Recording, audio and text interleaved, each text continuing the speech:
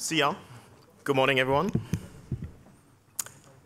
So, as been introduced, for the last 10 years, I'm with Symantec searching and fighting malware, analyzing it, creating new protection mechanisms. And, well, thought of, for the start, since we're here at the cinema, I bring a small action video with ninjas, right, to bring you up in the mood. Maybe to check if everyone can hear me. Who's still asleep? Please raise the hand. Who cannot understand me? Please raise the hand. OK, so we should be fine. So in this small video presentation, which I'm going to start now, if you look very closely, you see a typical malware infection nowadays, which obviously means you don't see anything. And that's intended, right? Ninjas, you usually don't see them around. Nowadays, it's no longer about opening up CD-ROM drives and say, "Ooh, I own your machine." Nowadays, the attackers want to be on your machine for half a year, maybe even 2 years, stealing all the sensitive information, valuable information that can be misused and probably sold to your competitor or whoever. So what are you facing with? Well, we got 3 types of motivation for a typical attacker nowadays. We got, on the left side, the hacktivism. LulzSec, Anonymous, all the different groups loosely tied together. They're still active. They usually go just to make a point. They don't go after your data and selling it. They might still do SQL injection, getting all your customer database, but then they will publish it somewhere on a website and say, "Look, you don't know anything about security. Now we owned you. Please inform all your customers." This can definitely be serious, definitely for your brand, for your customer reputation, but they usually don't resell the information. Well, we also see that they do a lot of times distributed denial of service attacks, so bringing websites down, and also defacements. But not only web defacements, but nowadays it's more often social media. So if you do have a Facebook account, LinkedIn, or a Twitter account, they might go after this account and actually just start tweeting random stuff. Happened to a lot of news agencies, and there was one case where someone tweeted, "Well, there's been a bombing accident in the White House, Obama been injured." Well, people started selling stock options at the market because they believed that news. Well, obviously, if you start selling stock options just on Twitter messages, you might reflect on your strategy, but still stuff like that happens. On the right side, you got those attackers who are motivated to gain a profit. They're usually after your money. So what's the easiest one? Well, getting your credit card details, getting into your online banking account and transferring money from your account to different other accounts. It still happens successfully, also around Europe. More and more often, we also see extortions, so the ransomware. Those are those malware things which lock your machine once you're visited the website, for example. And then they say, "Hey, the police caught you downloading illegal movies, illegal sound files, maybe even pornography." And then they say, "Well, you can get away with it, but you have to pay us $100 by prepaid." If you do that, your machine will most likely not get unlocked, but he will get a little bit more richer. We did some forensics analysis on machines that, together with law enforcement, we were able to shut down. And we saw that 2.9% are actually paying. Sounds not too much, but still, with the millions of people infected, this actually adds up to $100,000 per month for each group. And there are different groups out there, so millions of victims that could possibly fall for it. So we see more and more of those scams, obviously. But for this presentation, I'm going to focus on the targeted attacks. So the sabotage and espionage cases that we see out there. What do we see out there? Well, we already heard a few numbers from previous speakers. So at Symantec, we see every day 1.2 million unique malware samples. Obviously, it's not all new families, right? I usually go by the analogy of a Christmas present. Christmas soon coming, right? So if you buy, let's say, the newest phone, and you wrap it up nicely in a package, from outside it looks different, right? The gift wrapping might be different pattern, different color, but the phone inside is still the same. So if your technology only looks at the outside, you have a hard time detecting it. If you have X-ray vision, you're easier off because you can see through the packaging and see the content. What do we do against it? Well, on every day, we still create about 11,000 signatures, static antivirus signatures, which just by doing the math, you see, doesn't really add up, right? You have to do proactive things like behavior-based detection, like reputation detection, or even IDS, HIPs, or lockdowns to counter those threats. But those are the generic, we call it background noise, that everyone unfortunately has to cope with. The more interesting ones are the targeted ones. I tried and calculated the number for 2013, and we at Symantec saw 76 targeted attacks per day on a global scale. Of course, this is kind of a lower estimate or a lower boundary, because not everyone's using Symantec products. Don't worry, we're trying. But on the other hand, no one's detecting 100%, right?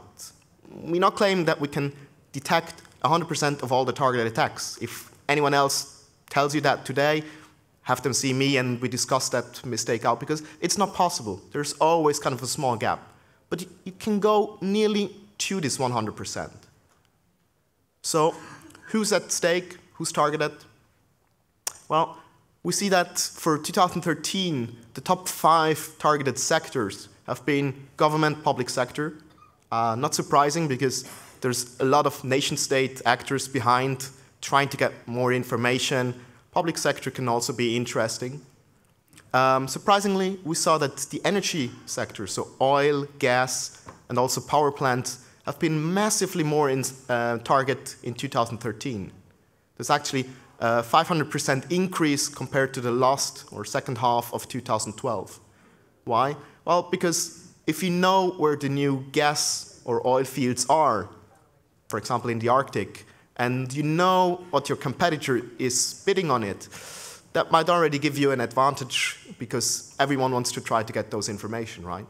So knowing about those, but also knowing about technology. So, for example, about wind turbines, about photovoltaic cells, all this new technology, if you have the advantage and be first on the market, this can already lead to, well, a lot of success or missuccess depending on where you are. Of course, we also get the usual computer, IT, manufacturing, entertainment. And don't worry, if your sector is not up there, doesn't mean you're not targeted. Just means you have been a bit less targeted than the rest. We also see that size doesn't matter, at least not for targeted attacks, because the attacker went also after smaller companies. 50% of all the attacks that we've noticed were actually about targeting companies with less than 2,500 employees. 31% were for targeting companies with less than 250 people. So really small companies. You might wonder, what do those companies actually have, right? I mean, every company hopefully has something valuable, otherwise they wouldn't be on the market. But those smallers, they might be think tanks consulting for different other companies. There might be small startups which brought up some new, really good technology. There might also be a small shop which generates something for manufacturing lines. So for example, with car manufacturers, we see that a lot of the things are actually outsourced into smaller shops. So companies who generate the plastic buttons for your radio, for example, that's not the big car brands that do them themselves, they buy them in. And usually it has to be on time, so they have kind of a virtual system which can tell, okay, we got so many new cars coming up, so we need that many buttons from you. So there is directly a link. And that means if you infect the smaller company with a malware, it might be able to lead from there to the bigger company. Because maybe the bigger company is well protected. But if you attack the smaller one, which don't have 24/7 CERT team on the job searching for new malware, you might be able to infect the laptop. And this might be the laptop that the sales guy or the engineer, whoever, don't want to blame anyone here, brings along to present somewhere and then plugs it into the bigger network. And depending on your network security, this might already lead to one malware spreading from one machine to the whole intranet, and then, well, you're infected. So how do the attackers actually go through the different phases of an attack? You can break it down into 5 pieces, which more or less always come back. Regardless of the attackers, there's many different groups. Often China's being blamed, but we all know there's different states, different groups, not everyone's state-sponsored. But we see that those 5 phases are often reoccurring. Starting off with reconnaissance. So classical information gathering about your target. You usually know your target because you have some motivation that you want to get there, right? But how do you find out who works there, who has which job, what is the email, so is it first name, dot, last name, at, company name, and so on? Well, go to social media, right? Nowadays, you find a lot of this information publicly available on your favorite social media. If you don't know them, well, we've seen targeted attacks where they created a fake profile and posed as a new employee, and then just started befriending people and say, hey, I started new at the company, branch office in Vienna or wherever, and started to build up a relationship, and then seeing, okay, so who's there, who's doing what, and so on. You also find information in press releases, and don't forget about job postings. If a company is looking for a checkpoint firewall architect, they probably are using checkpoint firewalls, right? Otherwise, they wouldn't be looking for one. This can already give the attacker kind of a clue what they are up against, and maybe they have some kind of vulnerability, maybe they have some idea how to go around it. So reconnaissance is often not touching your corporate network, so it's very hard to defend against. You can do with social media policies, awareness, and so on. Next point up is the incursion phase. That's the typical break-in. So that's the point where the attacker actually touches the first machine on your network.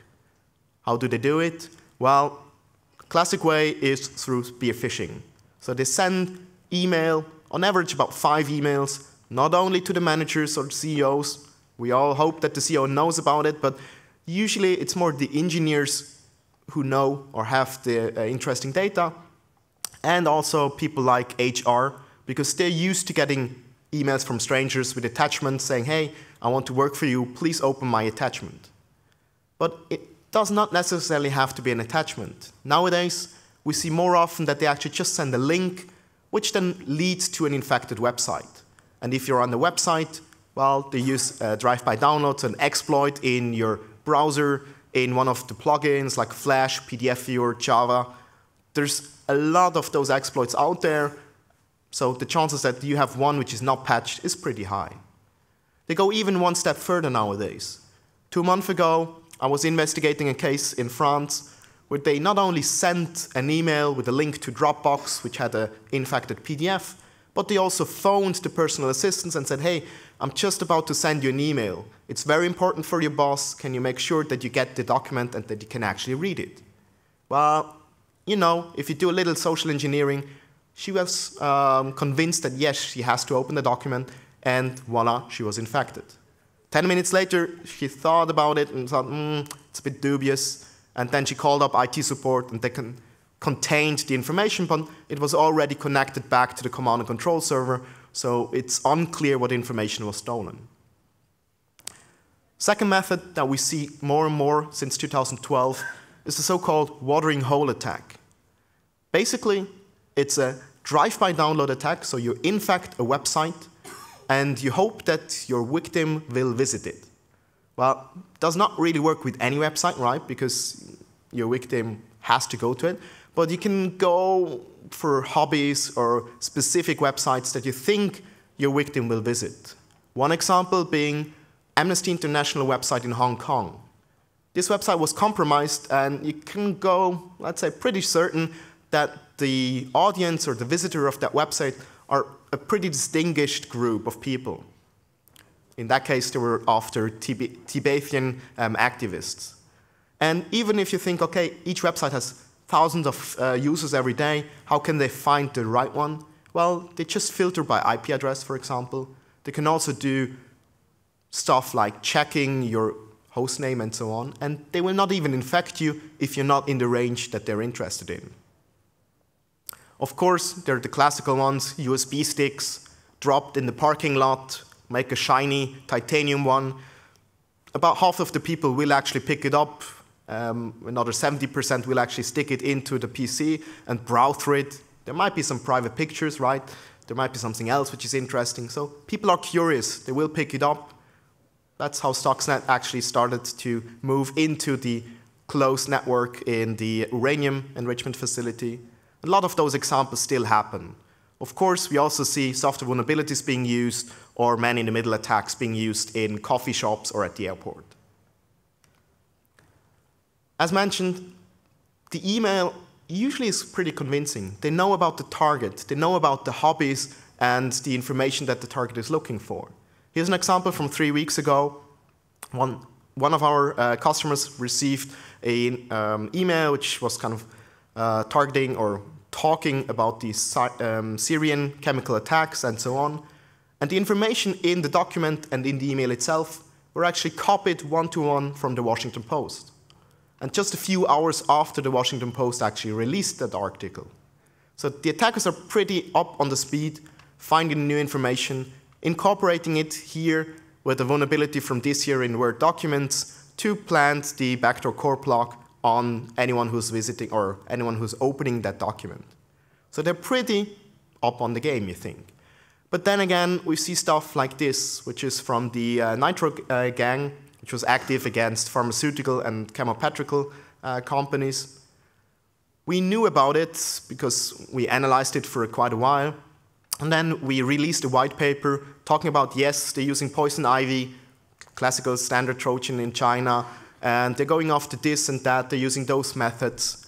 And just a few weeks after we published our white paper, one of the targets received this email which tells, well, watch out, there's poison ivy Trojan going rampant. You can protect yourself using endpoint protection from Symantec. And this link is actually valid. It points to our website. But in the attachment, there is poison ivy. And guess what? We have people getting infected by it. So basically, the attacker is telling you, hey, watch out, there is a Trojan. Oh, by the way, here's an attachment. And people are still clicking for it, right? It's the old Anna Kournikova naked.exe. People will still fall for it, no matter how many times you tell them not to open attachments that they don't know or don't expect.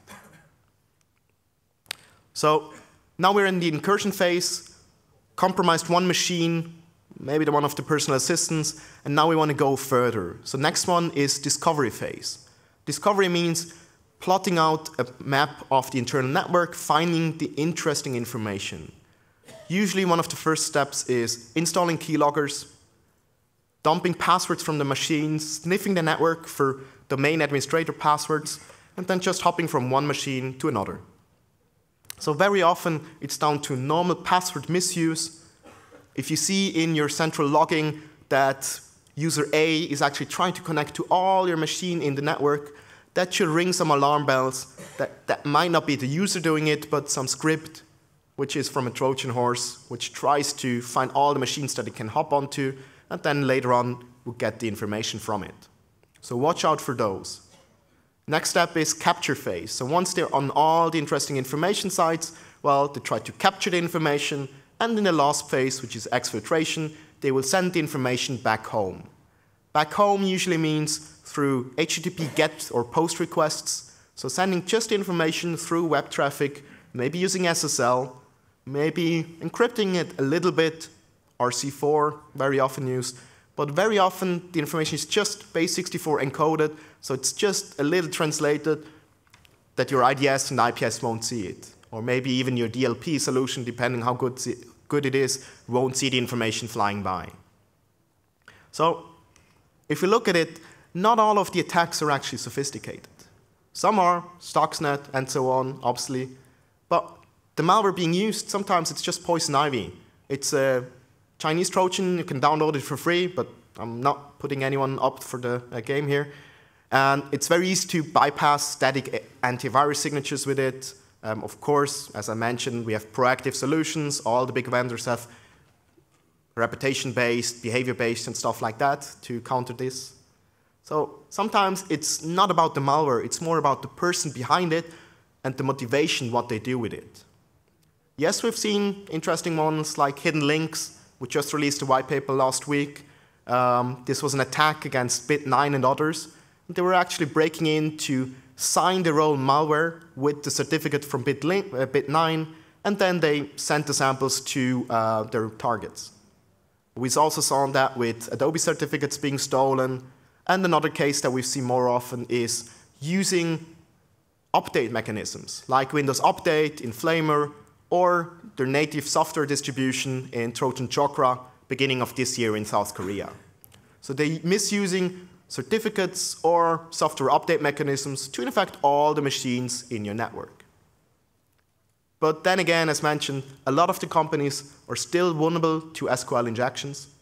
And if you're still vulnerable to SQL injections, maybe fix that first before going to the bigger and higher, more sophisticated ninja attacks that might actually attack you. So to sum it up, depending on the motivation of the attacker, the attack method might vary, right? If they're after your intellectual property, they will do different stuff compared to if they just want to sabotage you. If you don't believe that attacks do happen every day, well, come afterwards and see me, and I'll show you some data. We see every day 76 attacks which are targeted against companies. Not all of them are sophisticated, but most of them are successful, which makes it even more scary. They don't even have to be sophisticated, right? The stolen information, like passwords, network diagrams, are often misused in later attacks. Once they got one of your passwords, they will use that and go further. Once they have maybe a marketing document or something, they will misuse that to target even more and say, hey, I got your presentation, but I updated it a little bit. Can you have a look if it's still okay? Everyone can be a target. Don't think, well, I don't have anything of value. Maybe it's not you they're after. Maybe it's one of your companies that you're delivering to. So be aware, everyone could be a target. And in the end, it's the person behind the malware who makes the difference. If they're using poison ivy, there's no chance for you to know if it's just someone looking for credit card numbers or for your intellectual property.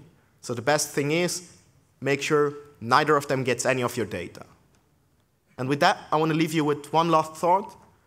Just think about, would you be able to detect outbound traffic from your machine? Sounds like a simple task, right? I was analyzing one case, a breach with a larger company, and they actually only saw the targeted attack because they saw 2 GB of traffic at 3 o'clock in the morning on Sunday, coming from the personal assistance machine, going somewhere to China. And then they thought, well, usually the personal assistant is not working that late on a Sunday. And then they started investigating and figuring out, well, this machine is actually compromised and all the intellectual property has been sent out. So I'll leave you with that thought. Would you be able to detect it? And thank you for your attention.